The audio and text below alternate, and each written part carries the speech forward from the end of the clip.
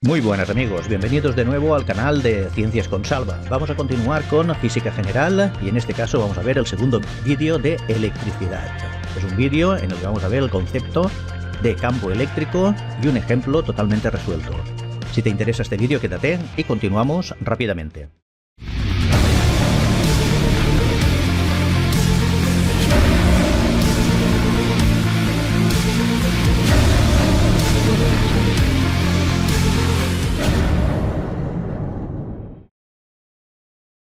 Muy bien, vamos a ver lo que es el campo eléctrico. Llamamos campo eléctrico a una región del espacio, o a la región del espacio en general, en la que se manifiestan sensiblemente las acciones eléctricas. ¿Vale? Y esta región es prácticamente infinita.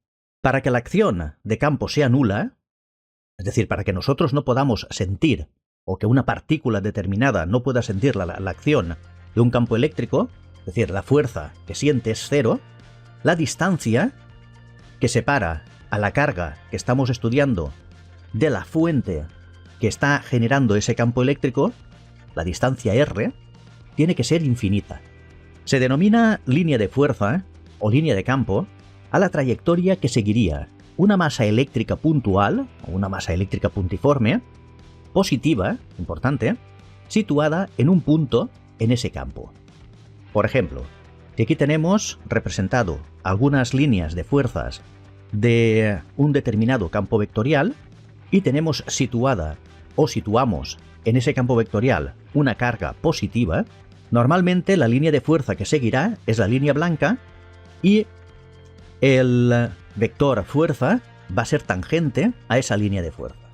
Entonces, si la carga, en vez de ser positiva, fuera una carga Q negativa, recorrería las líneas de campo en sentido contrario.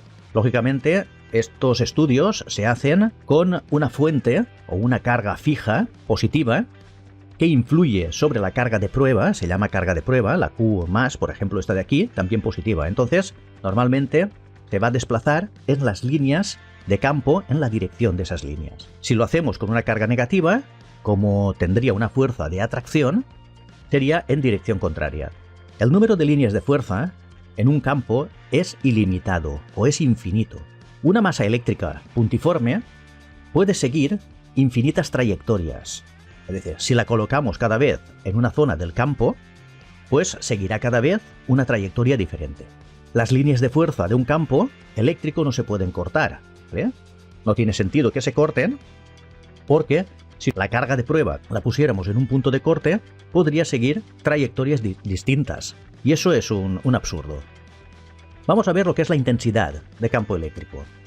Se llama intensidad de campo eléctrico en un punto determinado del campo al vector fuerza, que la vamos a denominar ahora E en vez de F, es un vector con la rayita encima, con el que el campo actúa sobre la unidad positiva de carga, situada en un punto que es el que hemos considerado. Vamos a dibujar ahora también lo que son las líneas de campo.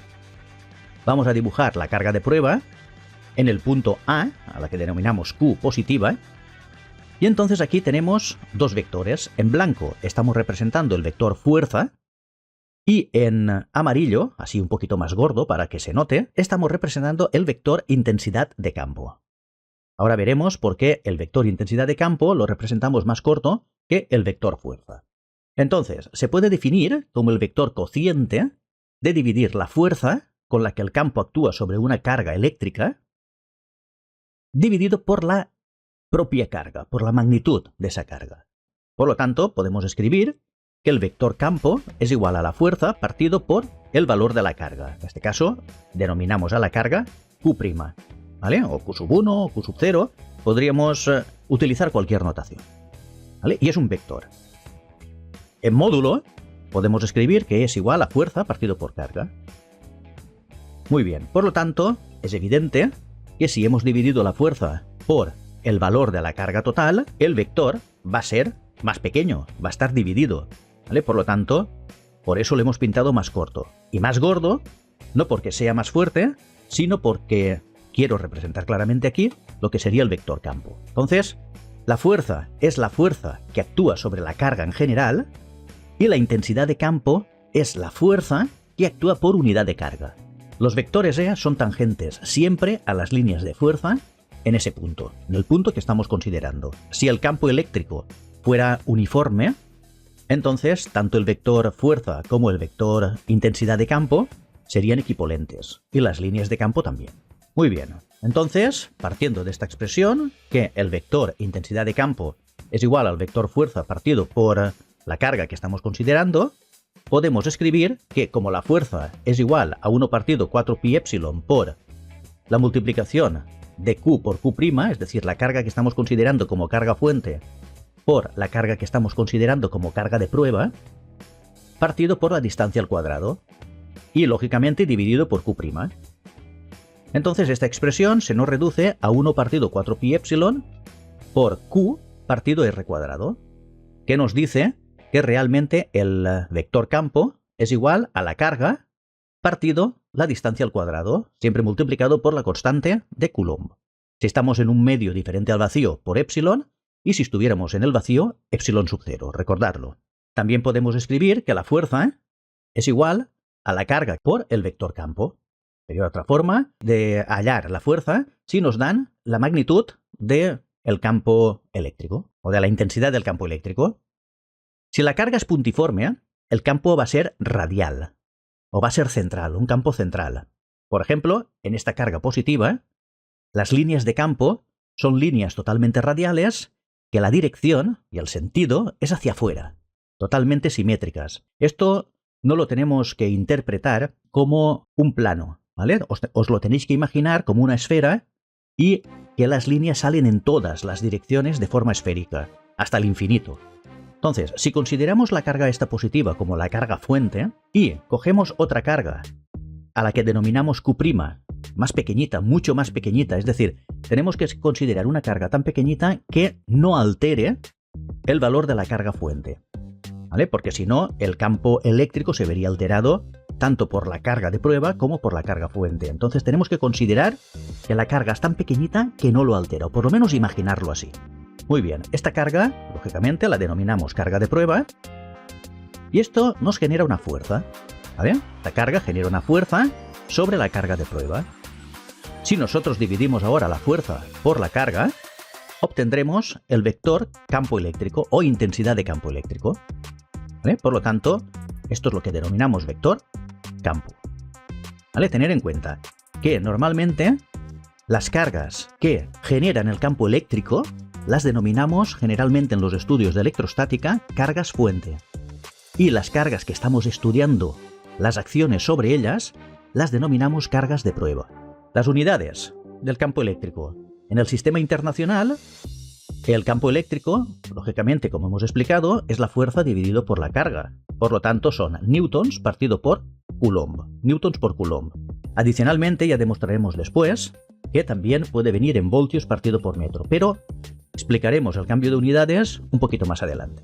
En el sistema cegesimal, lo que tenemos que hacer es coger un newton partido coulomb y multiplicarlo por el factor de conversión. Es decir, un newton son 10 elevado a 5 dinas y un coulomb son 3 por 10 elevado a 9 unidades electrostáticas de carga.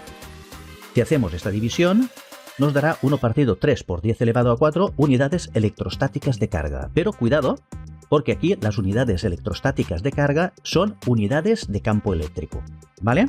Muy bien.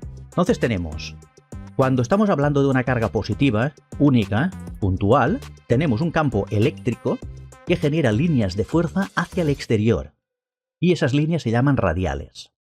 Esto es cuando la carga está aislada. Sin embargo, cuando tenemos una carga negativa, entonces genera líneas radiales exactamente igual que la positiva, pero hacia el interior. Si nosotros ahora juntamos las cargas, positiva y negativa, a una determinada distancia, que se dejen sentir las fuerzas, veremos que las líneas de la carga positiva siguen siendo todas hacia el exterior y las líneas de la carga negativa siguen siendo todas hacia el interior. Pero ahora hay una deformación porque hay una atracción de las líneas de fuerza de la carga positiva hacia la negativa. Por lo tanto, las líneas de campo siempre van de las cargas positivas a las cargas negativas. Si la carga positiva y la carga negativa son iguales, pero de distinto signo, lógicamente, pero tienen la misma magnitud, el número de líneas que sale de la carga positiva tiene que ser igual al número de líneas que entra en la carga negativa. ¿Vale? Estos serían dos cargas de la misma magnitud, pero de signo contrario. Sin embargo, si por ejemplo tenemos una carga positiva que es 2 veces la carga negativa, por poner este ejemplo, veremos que la cantidad de líneas de fuerza que sale de la carga positiva, de ellas solamente entran la mitad en la carga negativa. Fijaros, aquí tenemos en la carga negativa entrando 1, 2, 3, 4, 5, 6, 7 y 8. Pero claro, estas también salen de la positiva, que se tienen que sumar a estas que no entran. 1, 2, 3, 4, 5, 6, 7 y 8. 8 y 8, 16. Pero de las 16 líneas que hemos considerado aquí, entran solamente la mitad en la carga negativa. Y esto nos da una orientación en un dibujo de las magnitudes de las cargas. Es una forma de calcularlo de una manera muy fácil. Lo que tenemos que hacer es contar las líneas de campo que salen de la carga positiva, dividirlas en este caso concreto por 2, porque la carga es el doble, y tendremos las líneas que entran en la carga negativa. Si fuera 3Q, dividiríamos por 3. Si fuera 4Q, dividiríamos por 4. Muy fácil. Bien, vamos a ver el ejemplo número 1. Nos dicen calcular el campo eléctrico, electrostático, que se produce en el vacío, a 10 metros de distancia, de una carga eléctrica puntual positiva de 5 microcoulombios, utilizando el sistema internacional. Por lo tanto, esta carga de 5 microcoulombios va a generar un campo eléctrico, y nos piden cuál es el valor del campo eléctrico a 10 metros de distancia de esa carga. Perfecto, el campo eléctrico hemos dicho que viene definido por la constante de Coulomb en el vacío, ¿vale? 1 partido 4 pi epsilon sub 0 por la carga dividido la distancia al cuadrado. Tener en cuenta que el campo eléctrico ahora y aquí ya no se multiplican las cargas, solamente es el valor de una carga, ¿vale? Por eso nos dan solamente aquí una carga. Esto es igual a 1 partido 4 pi epsilon sub 0 por 5 por 10 a la menos 6. Recordar que las cargas nos las dan en microcoulombios, generalmente, no siempre, pero bueno, generalmente, y lo tenemos que multiplicar por 10 a la menos 6 para pasarlo a coulombios, ¿vale? No os equivoquéis con esto. Dividido 10 al cuadrado, porque aquí la distancia sí que viene en metros. Entonces esto es igual, la constante de Coulomb, que es esto de aquí, son 9 por 10 a la 9, multiplicamos por 5 por 10 a la menos 6 dividido por 10 a la 2, y haciendo operaciones, esto nos da 450 newtons partido Coulomb, que es la unidad de la intensidad de campo eléctrico. Y entonces eso sería la fuerza por unidad de carga que estaría haciendo el campo eléctrico a 10 metros de distancia. Muy fácil. Vamos a ver un ejemplo número 2.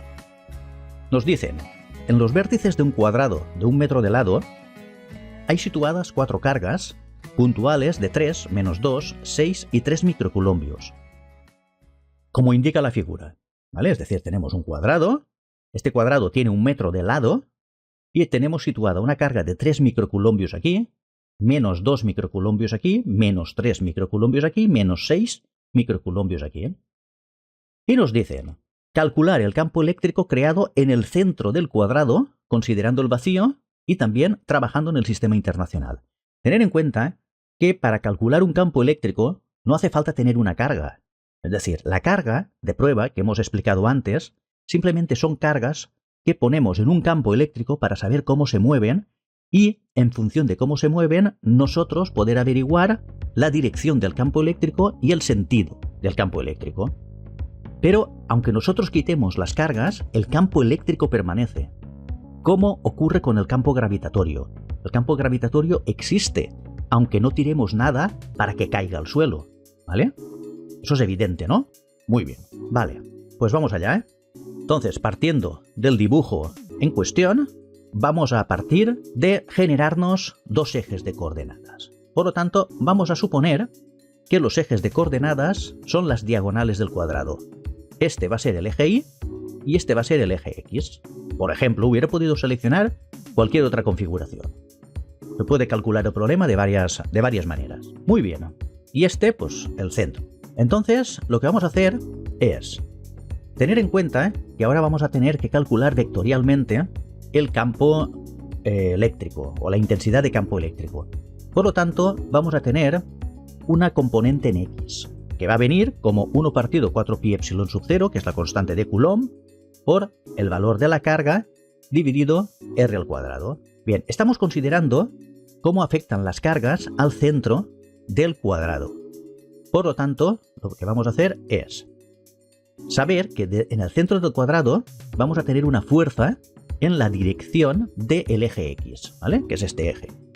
Y esa fuerza es la resultante de la que hace esta carga de 3 microcoulombios con esta de menos 3 microcoulombios. Lógicamente, esta carga positiva de 3 microcoulombios generará el campo eléctrico en dirección a la carga negativa. Y la carga negativa, una fuerza de atracción, esta de repulsión y esta de atracción sobre el centro. Bien, entonces esto es igual a 9 por 10 a la 9, que es la constante de Coulomb, por, fijaros, 3, que es el valor de la carga positiva, más 3, que es el valor de la carga negativa. Cuidado, porque aquí estoy considerando más 3 positivo, porque la dirección de la fuerza no va en sentido contrario, las fuerzas se suman porque una es de atracción y la otra es de repulsión, y la fuerza total va en el mismo sentido, ¿vale? Tenerlo en cuenta, por eso sumo las cargas, porque van en el mismo sentido. Entonces, si hago esta operación, no os olvidéis de multiplicar el valor de la carga por 10 a la menos 6, porque la dan en microcoulombios, y la tenemos que pasar a coulombios, y lo divido por la distancia al cuadrado, ¿vale? La distancia al cuadrado, al ser un cuadrado de lado 1, ¿vale? La diagonal es raíz de 2. ¿Vale? Entonces divido por raíz de 2 al cuadrado, y entonces si hago operaciones, esto me da 27.000 newtons partido por coulombio. Ya tengo la componente de la intensidad de campo eléctrico en el eje X. En el eje Y hago exactamente lo mismo. La intensidad en el eje Y es la constante de Coulomb por el valor de la carga dividido por la distancia al cuadrado.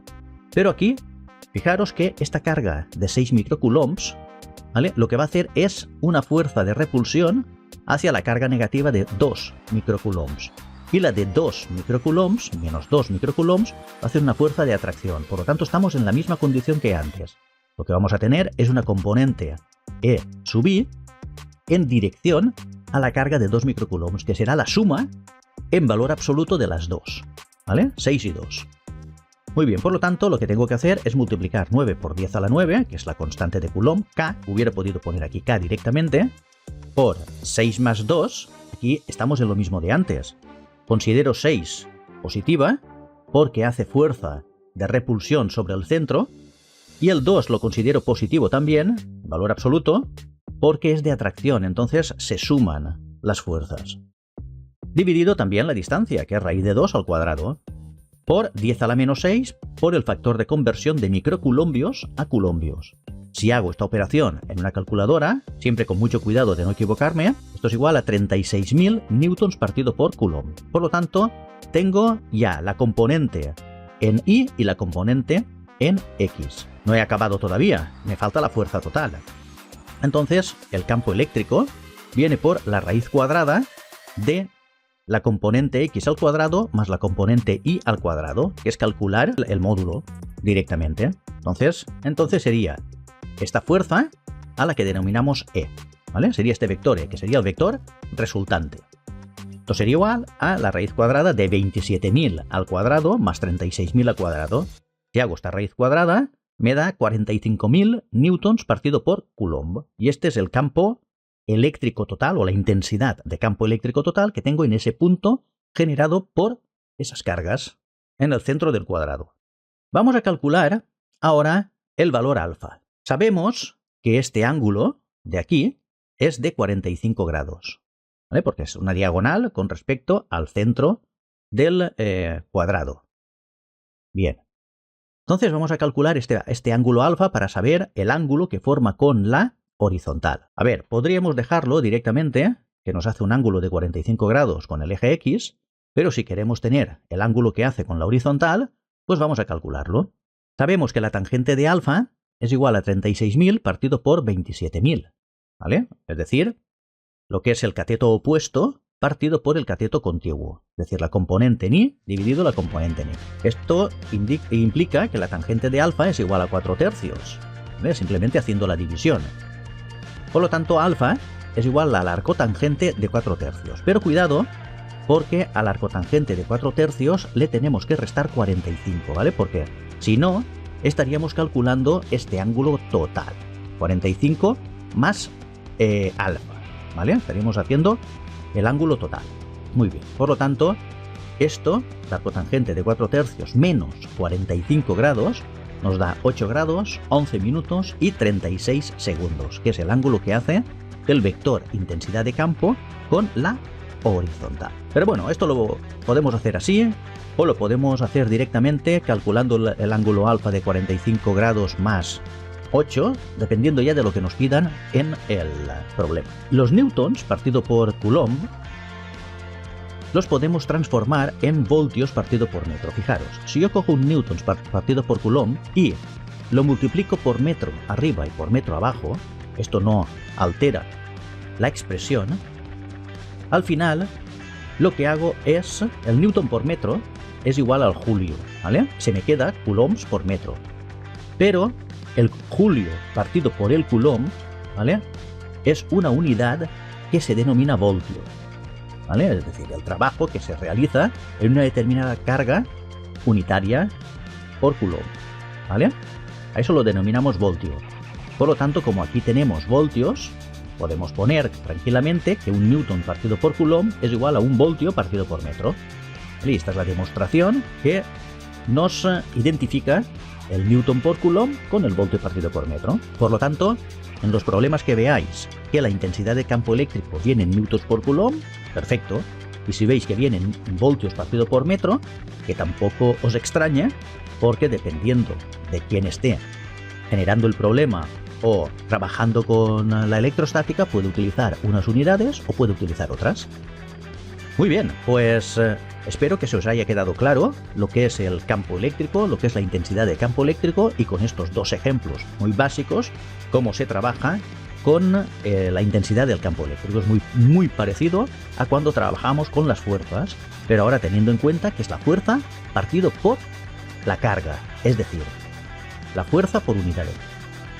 Muy bien, pues hasta aquí el vídeo. Si os ha gustado, darle a me gusta, suscribiros al canal y nos vemos en el próximo vídeo. ¡Chao!